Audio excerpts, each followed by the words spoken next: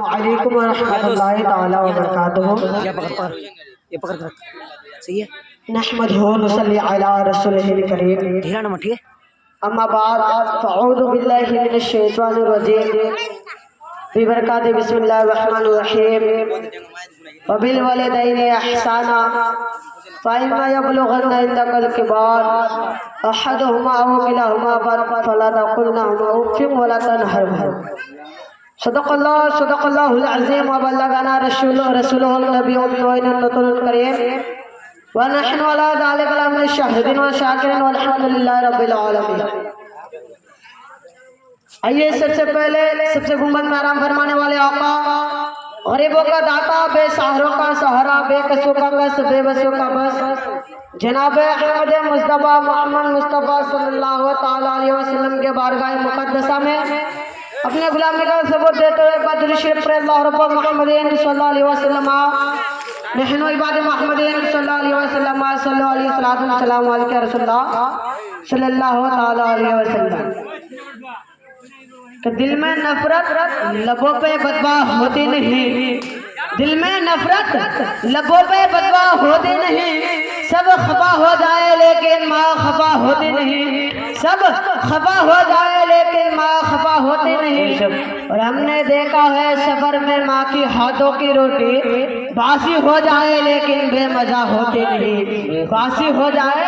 लेकिन बेमजा होती नहीं। मुअज़्ज़ज़ सामान्य कराम, खुतबा मसला के बाद मैंने जिस आयत करीमा की तिलावत करने का शर्फ हासिल किया, अल्लाह ताला कुरान मुक़द्दसा में इरशाद फरमाता है व बिल वालिदैनि इहसाना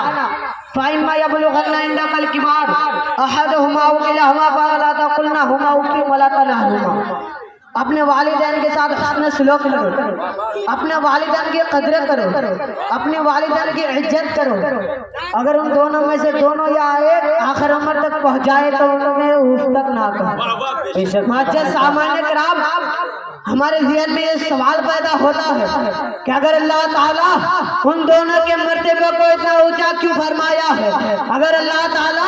अपने वालिदैन की कदर करने के लिए क्यों कहा है, अगर अल्लाह ताला अपने वालिदैन के मर्तबे को इतना क्यों फरमाया है, वो भी तो एक इंसान है, हम भी तो एक इंसान है, लेकिन अल्लाह ताला अपने माँ बाप के कदर करने के लिए क्यों फरमाया है, अगर अल्लाह ताला अपने माँ बाप को उफ़्फ़ करने के लिए क्यों कहा है, अगर अल्लाह ताला अपने माँ बाप की कदर करने के लिए क्यों कहा है, अगर अल्लाह ताला अपने माँ बाप के इतने मर्तबे को ऊंचा क्यों फरमाया है। आइए आप लोगों के इस सवाल का मैं जवाब दे दूं, आइए आप लोगों के इस सवाल का मैं जवाब दे दूं। आप अपने घर बार में झांक के देखिए तो माँ की मोहब्बत से सवाल करेगा, बेटा मैं वही हूँ, बेटा भूल गया मैं वही हूँ जो तू जब तू छोटा था, जब तू बिस्तर में पेशाब कर दिया करता था, जब तू बिस्तर में पेशाब कर दिया करता था, तुझे उठा के दाने दाने खिलाया करता था, तुझे उठा कर दाने दाने खिलाया करती थी, जब तू दाने दाने भी पेशाब कर दिया करते थे तो तुझे उठाकर दाने दाने खिलाया करती थी, जब तू उस तरफ भी पेशाब कर दिया करते थे तो तुझे उठा के मैं अपने सीने में सुलाया करती थी, खुद भीगे में सुली जाती थी लेकिन तुझको अपने सीने में सुलाया करती थी।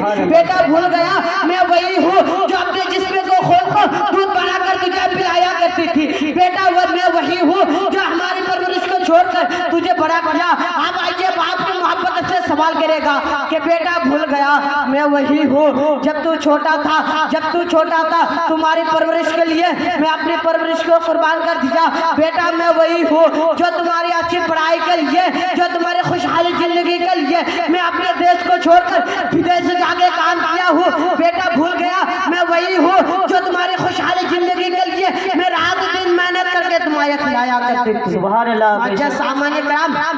जो अपने जिस्म को खून को दूध बनाकर हमें पिलाया करती थी, जो रात दिन काम करके हमें खिलाया पिलाकर बड़ा किया। आइए उन दोनों के लिए हमारे अंदर कितनी मोहब्बत पाई जाती है, उन दोनों के लिए हमारे अंदर कितनी मोहब्बत पाई जाती है। हमारे अंदर बाज लोग तो ऐसे हैं जो अपने वालिदैन की नाफरमानी करते हैं, बाज लोग तो ऐसे हैं जो अपने वालिदैन की इज्जत नहीं करते हैं, बाज लोग तो ऐसे हैं जो अपने वालिदैन के कहा को नहीं मानते हैं, बाज लोग तो ऐसे हैं जो अपने वालिदैन को गालियाँ देते हैं, बाज लोग तो हमारे अंदर ऐसे हैं जो अपने वालिदैन की खिदमत नहीं करते हैं, बाज लोग तो हमारे अंदर ऐसे हैं जो अपने वालिदैन को पीटते हैं, बाज लोग तो ऐसे हैं जो अपने माँ बाप को गालियाँ देते हैं। लेकिन मुअज़्ज़ज़ सामान्य कराम, माँ कभी अपने बेटे के के लिए बदवा नहीं करती है। माँ को चाहे कितने भी गालियाँ दे दो, माँ को चाहे घर से निकाल दो, माँ से चाहे जितने भी नाफरमानी कर लो, फिर भी माँ कभी अपने बेटे के लिए बदवा नहीं करती।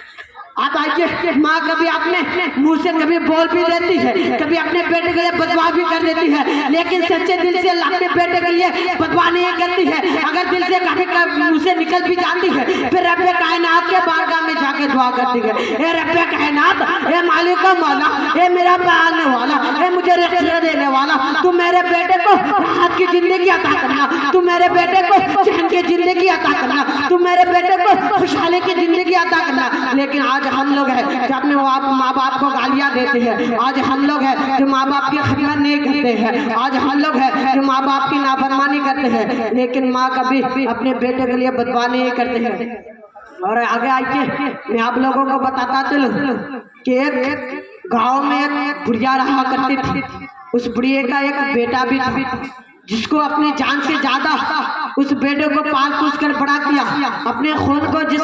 अपने जिस्म के खून को दूध बनाकर पिलाकर उसको बड़ा किया, अपने लख्त जिगर को अपनी जान से ज्यादा मोहब्बत करते उसको बड़ा किया। लेकिन जब बेटा जवानी में आ गया, बेटा जब बड़ा हो गया, तो माँ के दिल में एक ख्वाहिश आती है, माँ के दिल में एक इरादा होता है, माँ के दिल में एक इरादा होती है कि अगर बच्चे की शादी करा दो तो कितनी अच्छी होगी, बच्चे की अगर शादी करा दो तो इस घर में एक दुल्हन आएगी जो हमारी इज्जत करेगी, जो हमारी खिदमत करेगी, जो हमारे लिए खाना पकाएगी। लेकिन माँ जब बच्चे के पास गया, जब बच्चे से सवाल किया, बेटा तुम्हारी शादी करा दूं, तो बेटा शादी के लिए तैयार हो जाता है। माँ इतना खुश होता है, माँ ये सोचती है कि आज हमारे घर एक दुल्हन आएगी जो हमारी खिदमत करेगी, जो हमारी अच्छी तरह से खिदमत